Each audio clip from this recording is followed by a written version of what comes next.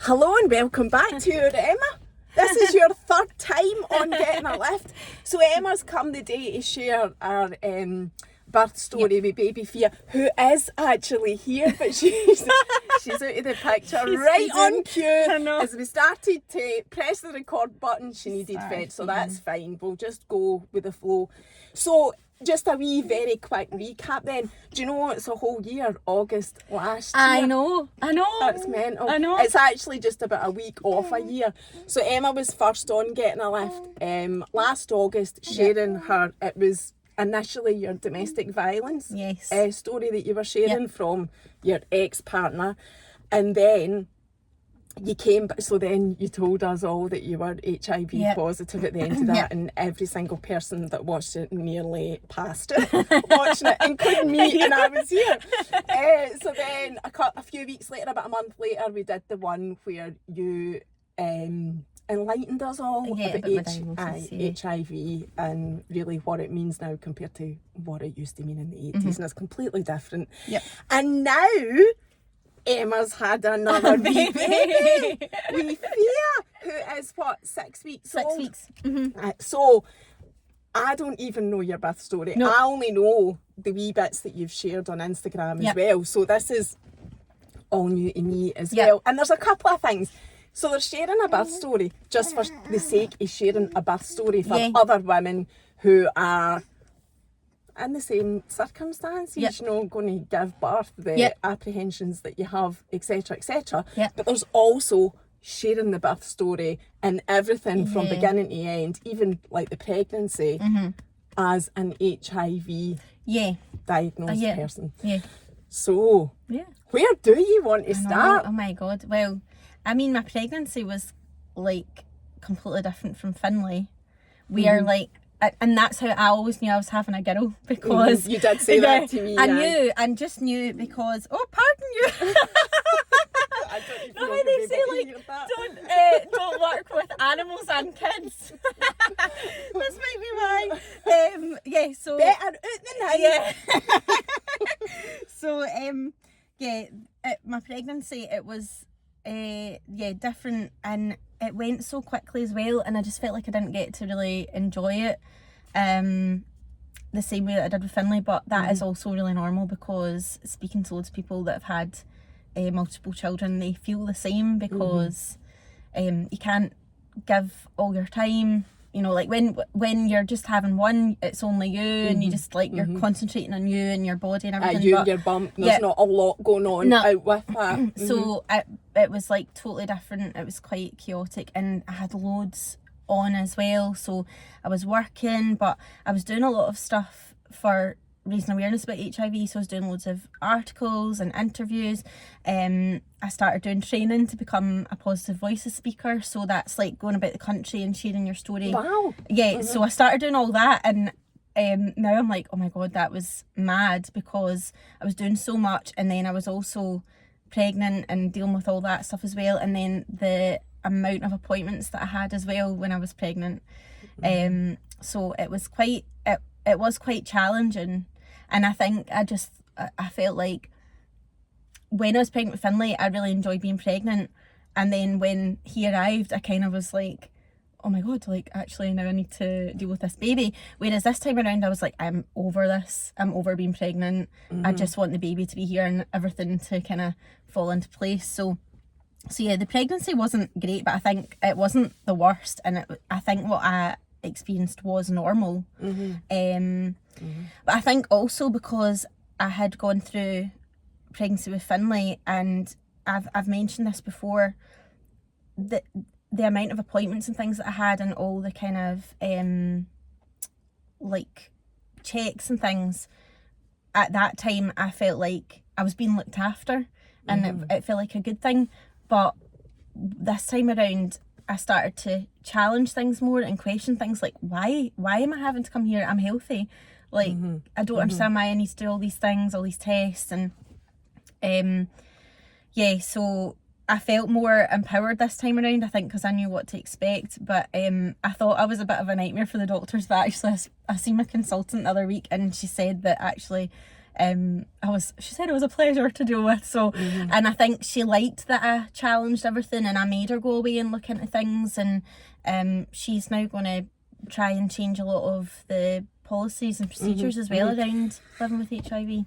And even obviously before you had Fia, we both experienced people from professional health bodies, or working in the NHS or working in healthcare, messaging us and saying that even they didn't appreciate some of the stuff that you had shared. So it's definitely created or started to create the impact that you want, and I know you're continuing to do that.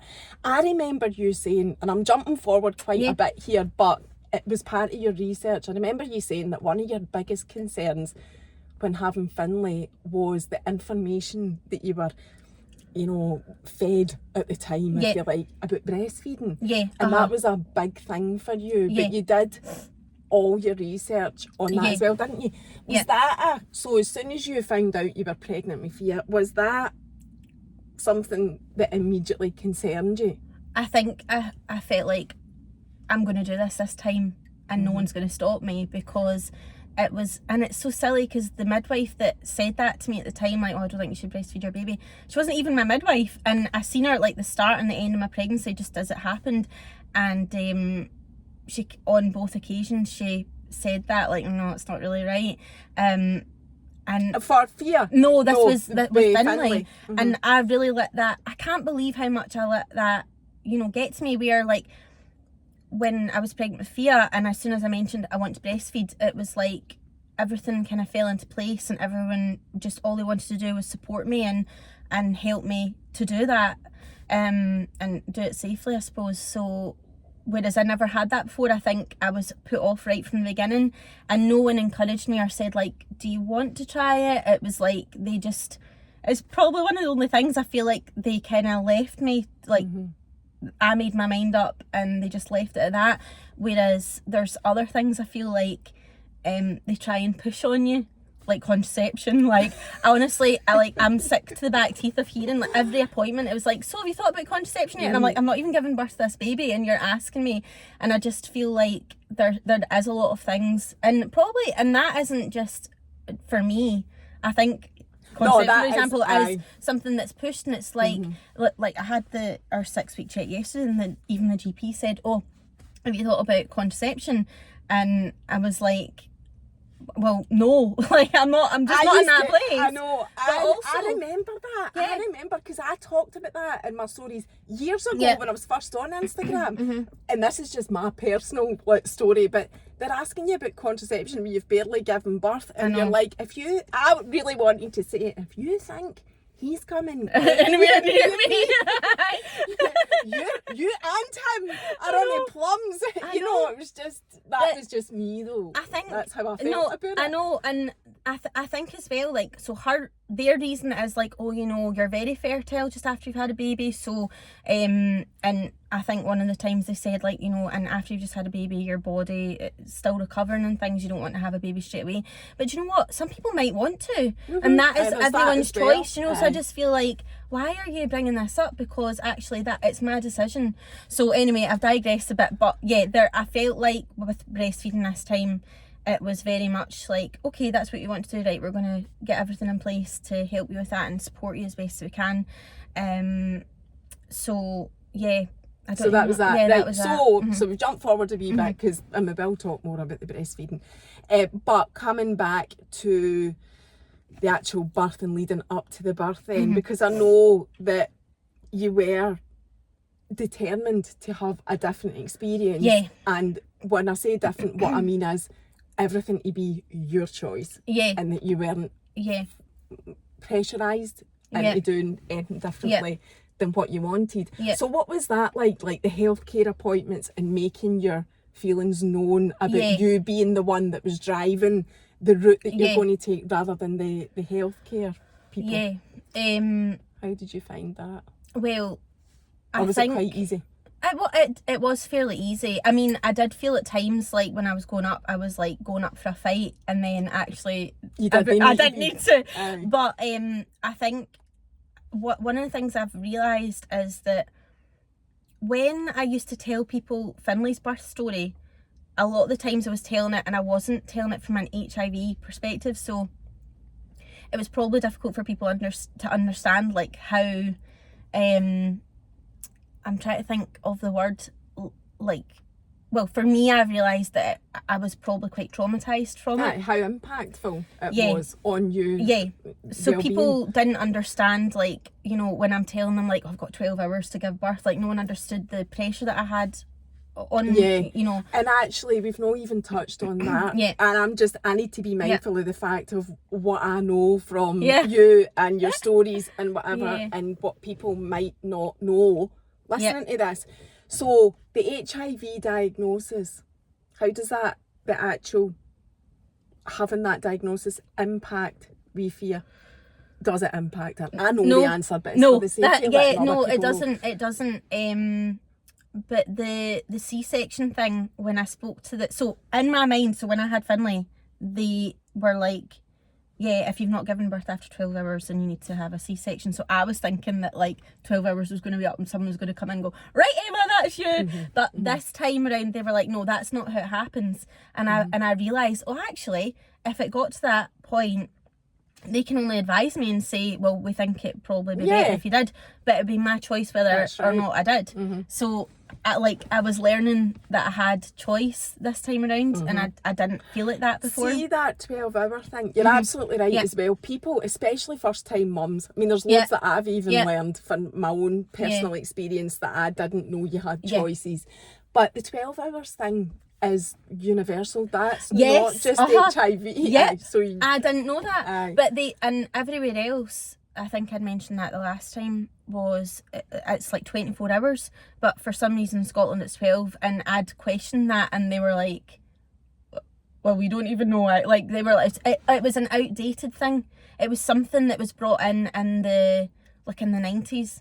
And it's never been changed. It's never been assessed. When I asked about that, they were like, "Oh, actually, that's something that's really old and hasn't been changed because no one's actually asked about it or challenged it before." So that was the C-section thing. So I managed to get that out of my head. So that was like not a big worry this time around. I think it was more just what probably a lot of people experience is like, I know what's coming, and like it. And, you know, and every pregnancy, every birth is different. And I thought, well, this is how it happened with Finlay, so this is probably how it's going to happen again. And I hadn't even considered the possibility that, like, things might be completely different, and they were. So, and that's right, because you were sharing on your stories. Well, I went 2 weeks early. Was it 2 weeks early with Finlay? 2 weeks. So that's what I'm fully expecting this time. Blah, blah, and then I was still right. there at 39 weeks. And I was like, I couldn't believe it, because that was when I was trying to decide when I would go off work. That was a big factor as well, because I was like, well, I literally worked right up until I had him, and then I wanted time for myself. So I got it.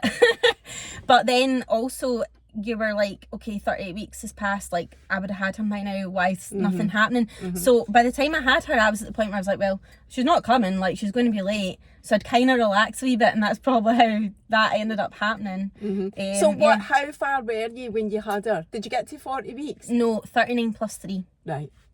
So when I was 39 weeks, I had an appointment with the breastfeeding specialist, actually. And that was my consultant nurse from the Brownlee that put me in touch with her, and she's been amazing. Like, so when I had that appointment, again, I was geared up for a fight, because my midwife had been out to see me a couple of days before that, and she'd said, I don't think you're going to like all these rules. Like, she was like, there are rules that you need to follow.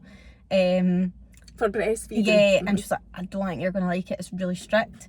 So I just thought, I'm going to go here and they're going to be like, this is what you do, and it was going to be really, like, maybe quite condescending. But anyway, also my health visitor had phoned me and said, like, the breastfeeding specialist is going to come to the health centre and I'll sit in as well, because I'll be supporting you when you give birth.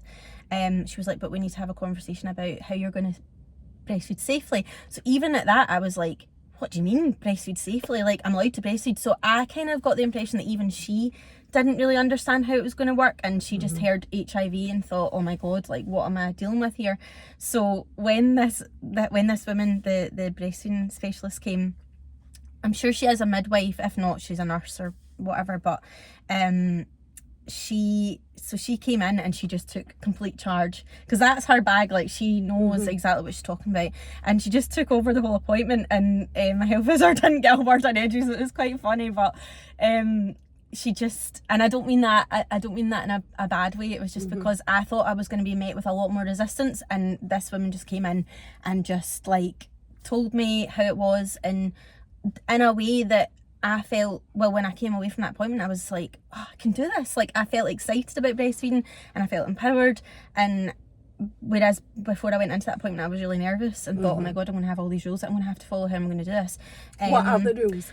So you need to be on medication, and it's worth saying at this point, because I've not said it, because you're on medication and got the U equals U, so untransmittable equals untransmittable equals undetectable. Yes. You undetectable equals untransmittable.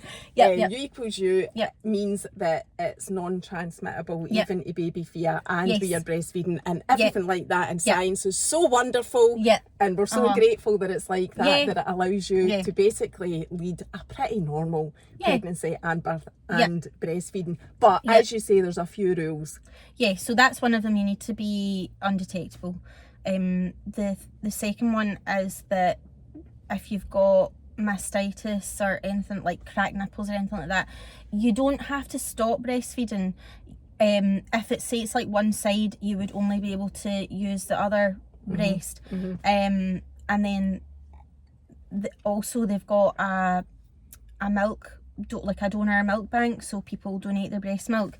So they were like, that's an option, but they were also saying like it's good for you to build up a store, so that's why they were saying that you need to express milk, so you've got your a store of breast milk there, so that if that happens you can use that milk and just use bottles.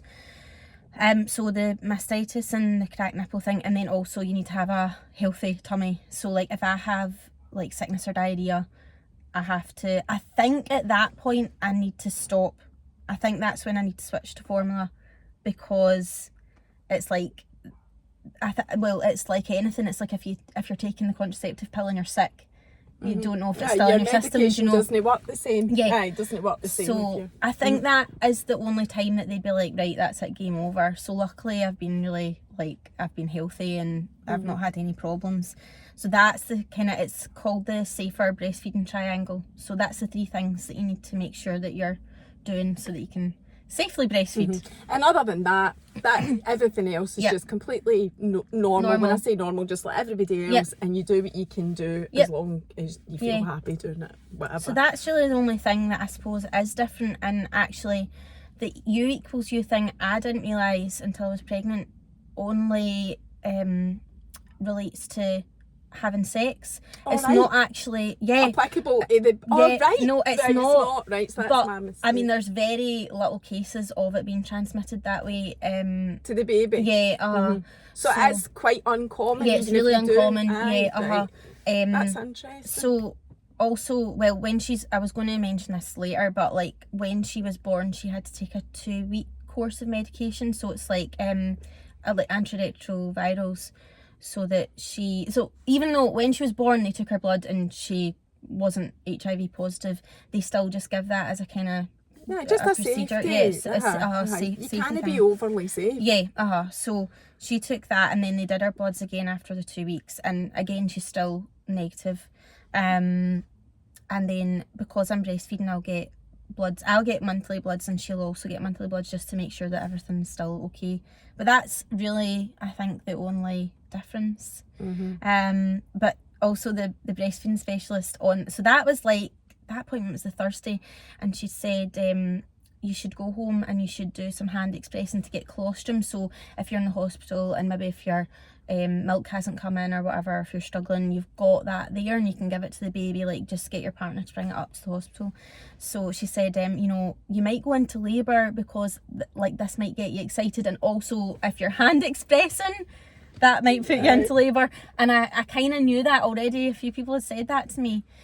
So that night I went home and I was like, right, I'm not going to do it tonight. Like, I'll wait. I'm not ready. Yeah, I'm not ready for that. So the next night, and I'd kind of forgotten all about it. And then on the Friday, I thought, right, I'll I'll relax, I'll like watch something on the telly, and I'll try and express some. So that's what I was doing on the Friday, and I couldn't get anything, like nothing came out. So the Saturday came, just a normal day. So it was a normal day. My friend from work was coming to visit with her little girl, so she arrived kind of like maybe about 1:30. Was she not born on the Saturday? Yeah. I don't even know that story because I said don't tell me. That's why I'm telling you the time, because I'm like, so she came at 1:30. So we went up to Campsie Glen. So we went up the waterfalls, went for a walk with the kids, and Finlay of course was trying to jump in the water, and I was like, I'm in no fit state to be saving you, so just don't bother. So we're up next to the water. We'd been like, it was really nice, been for tea and cake, everything, up at the water, and I just felt like this gush that like it just all came back to me. I was like, this is my waters. Your waters broke up the Campsies. Yeah, I was up the waterfalls. I wasn't even like, I was up the hill, like, so and I was just stood there, and I was like, this feels really familiar. And I looked at my friend, and I was like, don't mean to alarm you, but I think my waters might have just broke. And she was like, right, okay, everyone back down the hill then. And so I'm thinking like, I'm just going to walk back to the house, because we'd walked from the house. It's not far, so I was like, right, we'll just walk back. And did you phone Paul at that point from the Campsies? She was like, I think you should maybe just phone Paul and get him to, because like she was like thinking, we need to go. So I was like, yeah, I'll do that. So I phoned him, and he was just getting ready for night shift. So he just shaved his beard off. That's good. He was getting ready for night shift. Little did he know the night shift he was about to I know, it was going to be totally cancelled. Is that you finished? Are you coming up now? Do you want me? Yeah, I'll let you take her. She might need a wee burp or something. There you go, Mary. There you go. Baby Fiadh. She is totally the totiest wee bundle of perfection you've ever seen. Right, you making carry noises. I phoned him, and I was like, so do you think you could come and get me, because I think my waters might have broken. He was like, right, okay then, I'll just be along the road. Was he calm? Yeah, really calm. I knew he would. And was he really calm, or was he just, oh wow, no, that's he was amazing. Well, I think he was internally freaking out, but he was like externally he was pretty calm.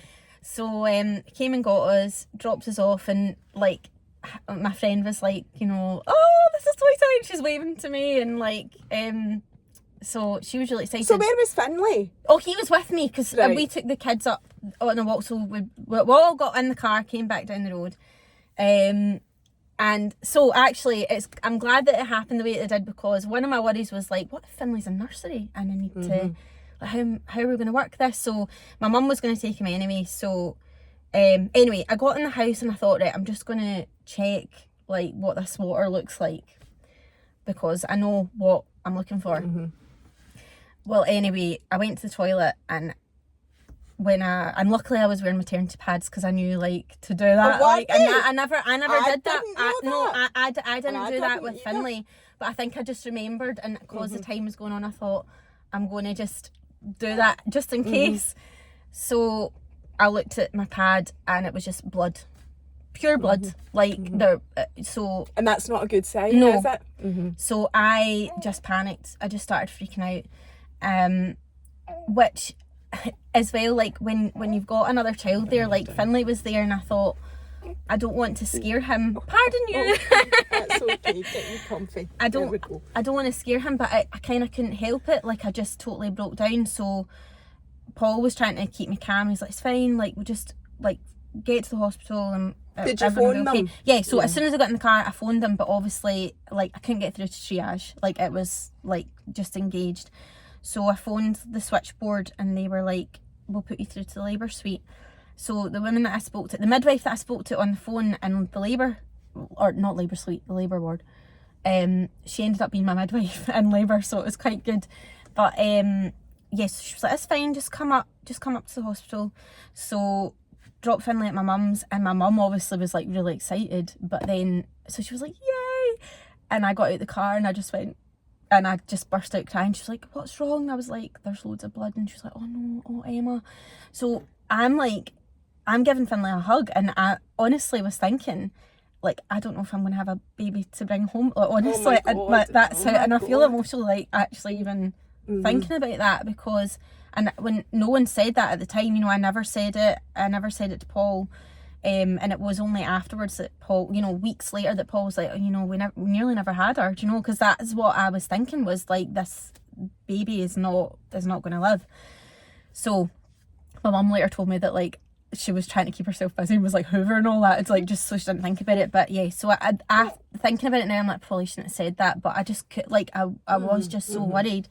So anyway, got in the car, and then I was like, right, Google. Like, I know I shouldn't, but I Googled it, and actually it said that it probably was nothing, like it was going to be okay. So that kind of settled me. And then once I'd calmed down after reading that, I was like, right, I'm getting my hypnobirthing tracks on. So Paul gave me his earpods, and I got, like, so Lindsay from Born This Way Hypnobirthing, I had done her online course, so I got my relaxation tracks up, and I was doing some meditation in the car, and did that help? That did help. That kind of calmed me down. But then, you know, it just I suppose it helped for so long, but then when we got to the hospital, there's more things to deal with, so and you can't really have that in and ignoring everybody at that point. So I suppose it helped me on the journey and settled my mind a bit. And then when I got to the hospital, they were like, we're not saying this to, like, worry you or anything, but it's just like, you know, we're really busy. And it was mobbed. It was like, what it was hospital wild. Was it? Princess Royal. Oh, that's where it was mobbed.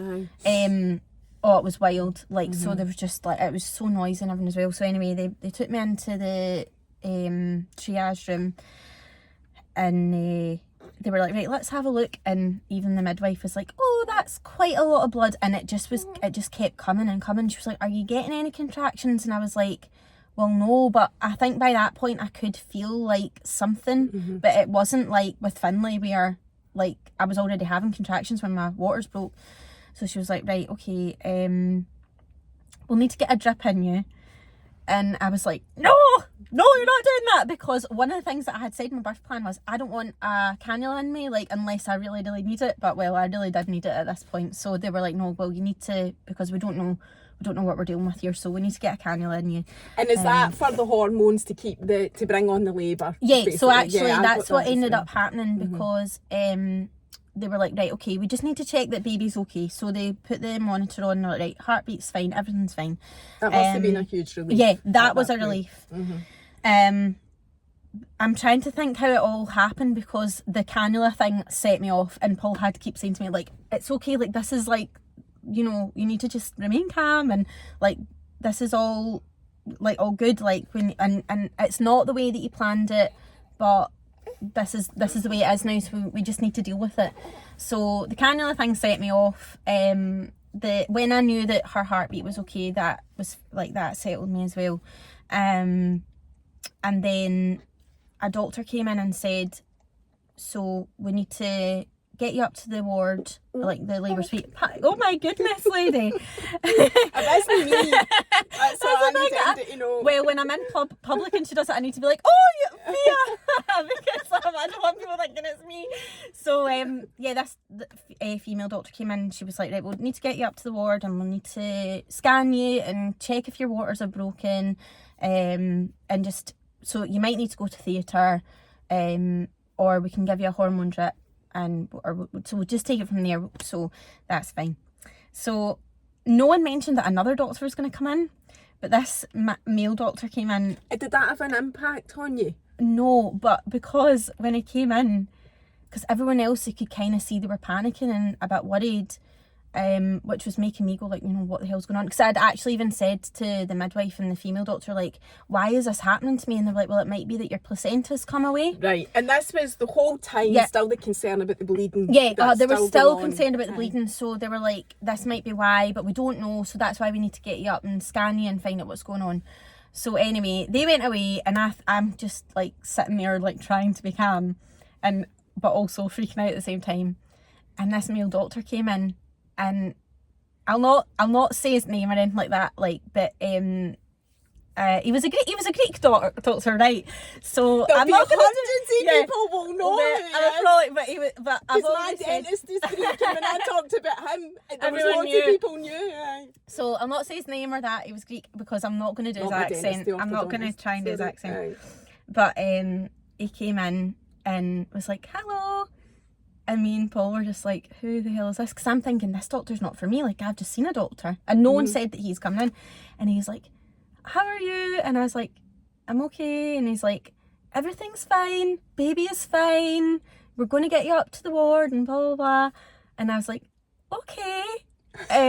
So but I didn't know whether to laugh or what. But so he went away and me and Paul were just looking at each other like, who the hell is he? But we were both like laughing because he was so chilled, so calm and just like, and really friendly. And so that kind of broke the ice a bit because I was freaking out, and then he came in now and I couldn't He stop just laughing. calmed it Yeah, right he just down. calmed it down. Do you know, it was funny you should say that. I'm going to digress slightly, but it's Lola's orthodontist that's a Greek guy, right?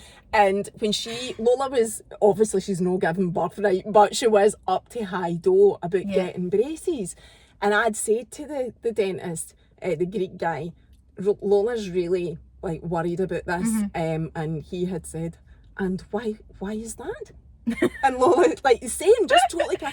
And Lola had said, so I read this and I read that. And I said, she's been reading it all online. And he went, okay. Is there anything else that you read online that I should know? And it was just the same as you. Lola was laughing, I was laughing, because he just made her sit. It wasn't being condescending. No. But when he said it, it was like, oh my God, how much more an idiot do you feel? Or could you feel, Lola? And he just instantly, that wee sentence, fixed it all. Fixed it. Lola never said another word and just completely trusted him. And it's bizarre that you're saying that about a Greek doctor. Something about Greek men. So yeah, he was like the hero. So after that we went up to the ward. They scanned my tummy and my waters hadn't broke. My placenta hadn't come away. So actually there's no explanation for the bleeding. Like no one knows why, and still to this day no one knows why. So it's just something that happened. But anyway, he was like, so they'd given me, no, they hadn't given me the drip at that point, I don't think. They were like, right, okay, we've got two options. So we can take you up to the ward and just do a section, or we can put hormone drip in and try and get baby, like get things moving along and try and get baby out like as quickly as possible, just because although we don't have a reason for the bleeding and everything seems fine, like we just want to get the baby out now. So that was fine. And so you got your drip. So I got my drip. Well, I didn't get it at that point because at that point I was still freaking out because I was like, I hadn't even considered getting drips or anything like that. I didn't really know much about it because I was like, am I getting induced? And they were like, no, you're not getting induced. It's just something to kind of help your body, like maybe spur things along. So I was like, can I get a minute to think about it? Because it was all like happening so quickly. And I was like, just give me a minute. And he was like, yeah, do you like gas and air? And I was like, yeah. And he was like, take some gas in here, mull it over, I'll come back and you can tell me what you think, right? And this was the Greek doctor. Yeah. So he knew what he was doing, and when he came back, I was like, you knew exactly what you were doing with that. Because see, as soon as I took the gas in there, I was like on cloud nine. I was like, yeah, do whatever you want. Just like cut me open, do whatever you want. So like he came back and I was like, right, I'm just like, I'll go with the drip then and see how I get on. So anyway, gave me the drip and what time is it by now? By now. So 5:30 the drip goes in. So I got to the hospital at 4:30. So waters broke, or blood started at 3:30. 4:30 I got to the hospital. 5:30 the hormone drip started. And then like I was trying to talk to the midwife and I had to keep stopping. And I'm like, this is weird because I feel like things are happening. And then very quickly I'm like, I recognise this sensation. This feels like I'm about to pop. So, and I feel like this time around I used my gas and air much more effectively because, see, when I had Finlay, I just sucked it the whole time and I ended up being sick. So this time I was like, right, I'm trying to like go with my breathing. So I was just like using it as I was breathing and that. And actually in the beginning I remember feeling like, oh, this is actually quite pleasant. Like these pains don't feel that bad. And then it got really intense really quickly. And then actually at one point a doctor came in and I was like on the bed on all fours, and she was like, "Hi Emma, how are you?" And I was like, fucking horrendous. I was like, "Emma," I was like, "It's fine, she's heard it all before."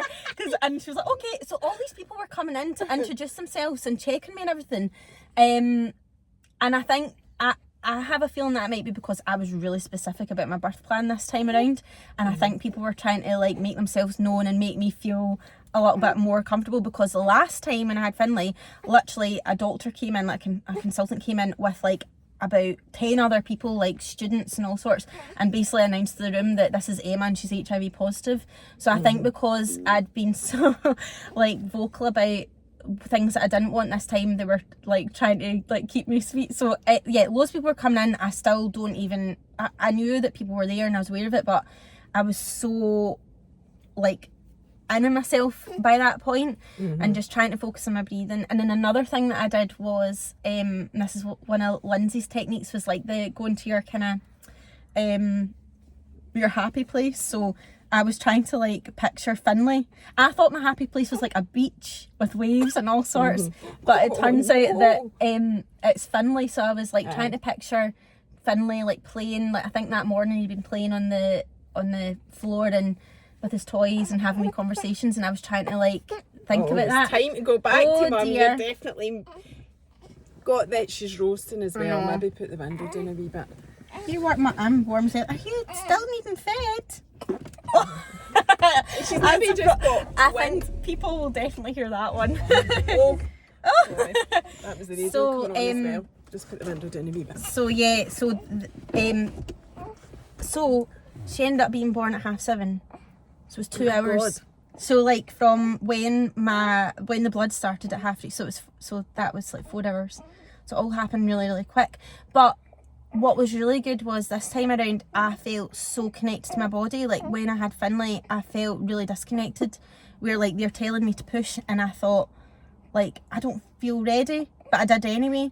But with her, I knew that I was ready. It was time to push, I could feel it. I knew that it was time, and so I felt like it all happened really well, and it was a really positive experience. So what started out being really scary and thinking I'm going to lose this baby, ended up actually being really like a really positive birth. And is that all you had, gas and air? Yep. You did it on the gas and and air. Only had gas and air, I know. But actually I think that helped because I was able to feel every sensation, so I knew exactly what was happening, and I recognised like things were happening really quick, so I knew that it wasn't going to be long until I gave birth.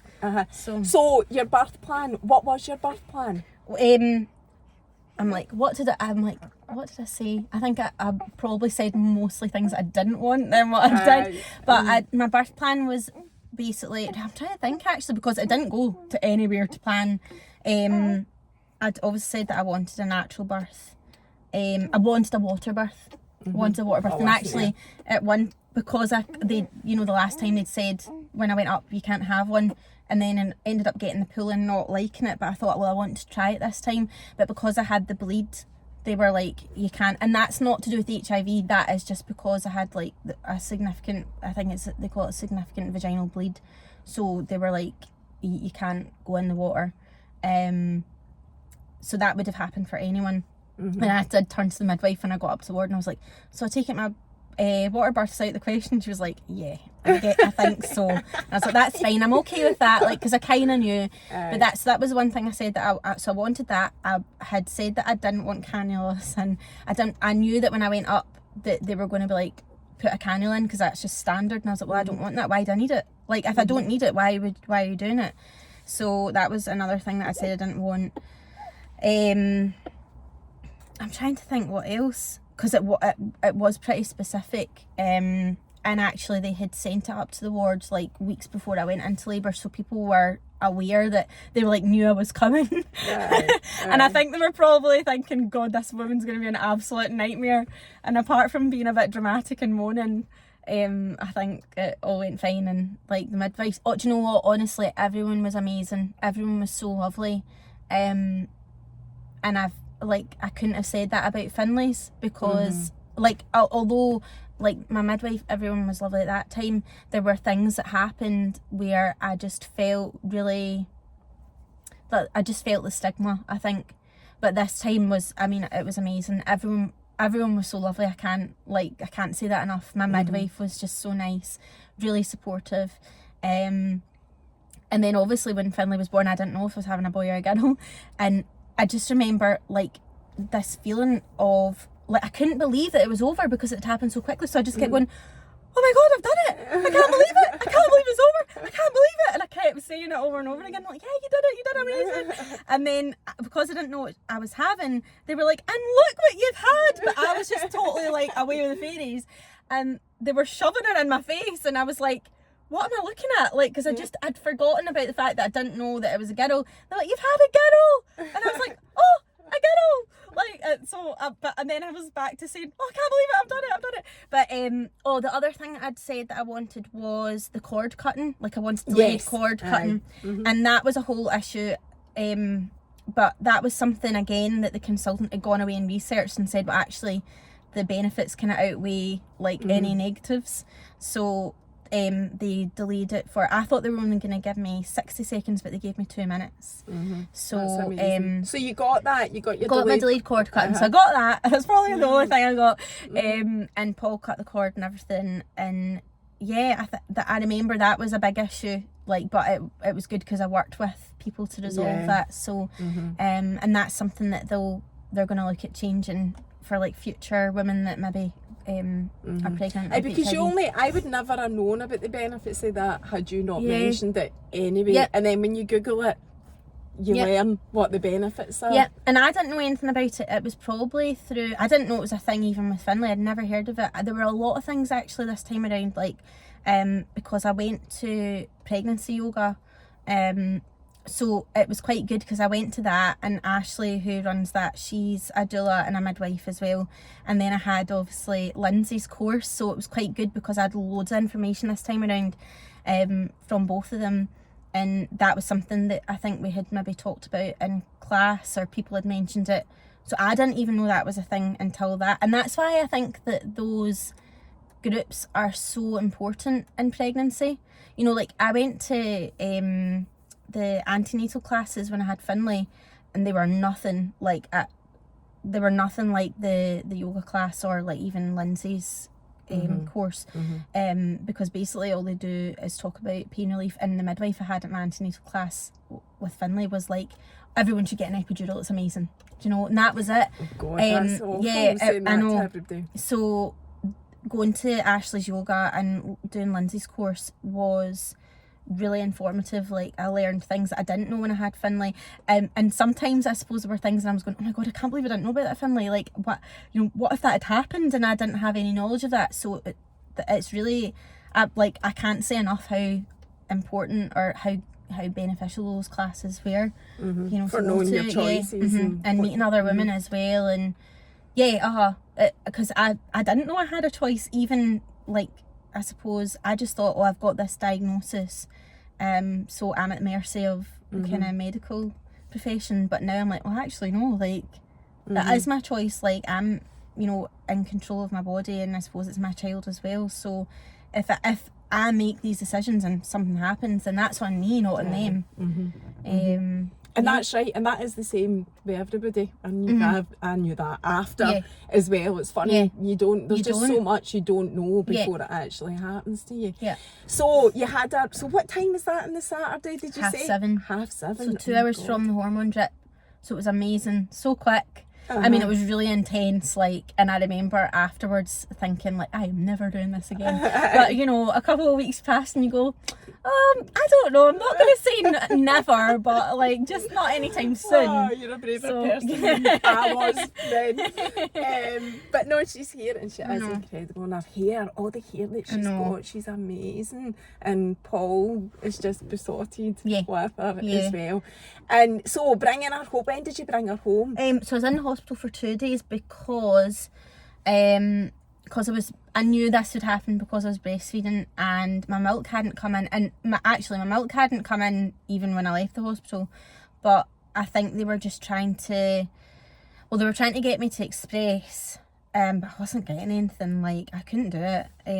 I tried so hard, but it was really frustrating because I was exhausted and I wasn't getting a break, and I was up during the night, and I was saying to them, you know, if I was home, then I would be able to get a rest and I could do this and try this and also get a break, but I wasn't getting that, so I wasn't able to express. And they gave me loads of advice though, and they were like, as long as we can kind of send you home with a plan and you know what to do and all this. So I was in for 2 nights.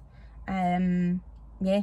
And what about Finlay, meeting Finlay? So did Paul bring Finlay in? I know. Yeah. So did he know? Yeah, like, he knew, because I've been understood talking about it like the whole time, like, oh, you're gonna be a big brother and everything, and like, but I knew that he was probably not gonna be prepared for like when the impact. Yeah, but I don't think we were prepared for like how he was gonna respond. We were just so worried about, like, you know, bringing a new baby and like dealing with the baby. No one actually mentioned about dealing with Finlay. But it was so funny. So yeah, Paul brought him up to the hospital, and I'd said to my mum, when did he bring him up? How soon? The next day, the Sunday, yeah. So the next Did Paul day. stay that night? Did he get to No, stay? he had to leave. 10 o'clock, yeah, the curfew, isn't it? So he had to leave, and then so the next day he brought my mum and Finlay up, but I'd said to my mum, look, I want to bring Finlay in first, and then you, like, I just want him to be on his own when he meets her. So he came in, and he was like, it was like he was really shy and that, and he was all sweet. Then he started going, Mummy, is your tummy broken? And I was like, no, my tummy's fine. He's like, let me see. And I was like, look, it's fine, it's okay. And he's like, well, how did the baby get out then? And I was like, well, he's like, she come out your toes. And I was like, no. My phone started ringing. Like, that happened like the first time. Is it? Yeah, Where's your phone? I was going to ignore it. It's in my bag. I'm going to ignore it. I should have put it on flight mode. So yeah, like, come out your toes. I'm like, come out your toes. That's I so think cute. I just went, oh yeah, she came out my toes, and then he was like checking my toes to see if they were broken, and he was like, funny. It's magic, Mummy. That's what he said. It's magic. And I was like, oh, that's so sweet. So yeah, it was really sweet then, and then it just like, so the next that was it. Yeah, for those 30 seconds. That was it, because I was in the second night, so Paul, well, he actually went back to Paul's mum and dad's for a bit, and then Paul collected him, and they went home, and Paul had to build the crib, and so he's building the crib, and Finlay's going, why is that bed in Mummy's room? Why is the baby's bed in Mummy's room? Why is the baby going to sleep in Mummy's bed? Because like Finlay likes to sleep in my bed, so I think he was a bit like, oh my god, like my spot in the bed's going to be no it's longer. A massive change for him. It's all normal that. Anyway though. Yeah, and I think I know so many people that have had babies the same time that have got other kids, and it is really normal. They all kind of respond in different ways, where like my niece, so my sister-in-law just had a baby 10 days after me, and my niece is more emotional, like she says she's been crying a bit more and stuff, whereas Finlay is just like no having it. Oh my god, he's just like an angry wee man, like constantly like so that was the first thing. He was like why is that bed in here? And then now like there've been times where Paul will take her to the living room in the morning, like Paul used to take Finlay to the living room, get his breakfast and everything before he went to nursery. Now he does that, but Fia's there, and one morning Finlay was like, Paul, why is that baby annoying us? So he's not loving it, but he's getting there. Like he's asking more now, like, can I hug her? Like the other day we went out on a day trip, and I turned around and he was like holding her hand, like, you know, you could see it in the mirror. So it's like he is getting there. But she's going to grow so quickly. I mean, she's only a baby for such a short time. Before he knows it, she's going to be toddling about, and he'll love that. Yeah, he'll love that. I think that's the problem, because their newborns are kind of boring. They're not doing anything. Yeah. When she's at a place that she can interact with him, I think that's when he'll start to enjoy her more. But no one had prepared me for that, and he's definitely been more challenging since she's come here, which is a bit of a so nightmare. So how have you handled that? Because you're right, that people don't talk about no, that. They don't talk about that. I don't know. Well, we like, so I mean, we do try and stay calm anyway, like, because I think that's one of the things is like, if you're reacting to them, then that, like, they're seeing that, and like they're not really like dealing with their emotions. So like we have always been like, if he's crying or that, we just kind of let him cry out and tell him that that's okay. You know, if he's shouting at us that he wants to dead us, like, and he doesn't say like, I'm going to kill you. He goes, I'm going to dead you. We're just like, that's okay, we still love you. But it's getting more and more challenging to actually deal with it in that way, because you're you're getting frustrated, especially like when she's this morning she was crying and he's shouting at me like, I want a snack, I'm still hungry, I want a snack, and you're kind of like trying really hard not to lose the plot, but it is difficult, and you're saying, and I've spoke to a few people that are mindful, like that are saying to their kids, like, you know, when they're feeding the baby, they're trying not to say, you'll need to wait because I'm feeding the baby, but it's really difficult because like he's old enough that he knows, and I'm like, well, I'm actually feeding the babies now, so you'll just need to wait, like, and try and get him to do things for himself as much as possible. But then this is part of it where like he's realising that she's getting a lot of attention because she needs a lot of things done, so he's now like, yesterday morning got his clothes on fine, now this morning it's like, I need help to do this, and I'm like, well, no, actually you don't, you can do this yourself. So that it's like craving the attention, but it is just normal. And he is going from being the only one to now one of two, and you do need to split your time and stuff like that, but he is still young enough that, you know, it's just his age. It's his age. He's going to adore her just shortly. It's a big change for everybody. So just on the breastfeeding then, because I saw in your stories last week you were really struggling is not the right word, but you were mentally struggling. Exhausted. Oh dear. Because you weren't. Because the problem with the breastfeeding is that obviously Dad can't. No, I know. Take a shot during the night. I know. So tell us about that anyway. I know. And I've realised as well, like, so I bottle fed Finlay, and you know, one of the things, I know obviously there was the whole thing, the stigma, but actually one of the things that kind of sold it for me was, well, other people can help. But then of course I was on my own with Finlay, so it didn't really matter, whereas this time around I've got support, and I feel like I'm breastfeeding, and actually I probably should have bottle fed. But I'm not saying that I should have, but like actually bottle feeding probably makes more sense because you've got someone there that can like take help the but help. That's no I don't know if she's too hot, so I'm opening the door. Maybe. What was I going to say? That definitely helps with the sleep and whatever if you're bottle feeding, because the dad can help. But I was going to ask you something about it. You never talked about. I think. Right there. Is she wanting more? I can maybe she just fed. She doesn't look like she's hungry. That's what makes me think that she's actually just too hot. And it might be wind as well, because she does set get you up for wind. What was I saying? Breastfeeding. What was I going to say? Exclusive. You're not so you couldn't mix. That's as well. Right. Yeah, I can't mix. That was one of the things. You can't mix just because it like might upset their tummy. I remember I found the explanation for it, but I can't think of it. But I do remember the. Oh dear! No! Oh no! This is not what we want, Milam. Is that better? Is that better for you? Oh, she loves that position. Being up. Yeah. She doesn't really like this so much. She likes being up the way. Up. Oh, dearie me. So it's to do with your stomach. To do with her stomach. Her stomach. Sorry. Because there's like, it's like more risk of contracting HIV.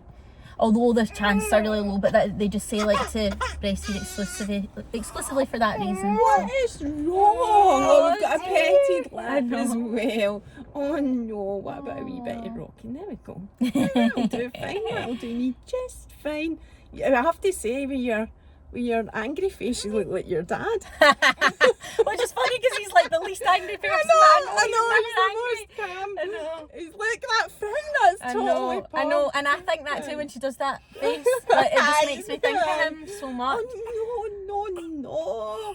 She's saying, no, this isn't. Get a wee breath of fresh air. Oh. So, we're coming to the end anyway. Right. But is there anything else that you wanted to say? Because I'm always mindful with you that you think, I forgot to say this. Or I always do it. To say that, but I think I just wanted to, I really wanted to share my story, or my birth story, because I think we don't hear enough positive birth stories. You're always hearing negative ones. So you did want to. I just wanted to share it. Right, okay, I'm going to give you back because I do think it's your mum you're born. Well, thank you so much for coming to share your story as always, and the next life event. I know. We'll see you back on. Yeah.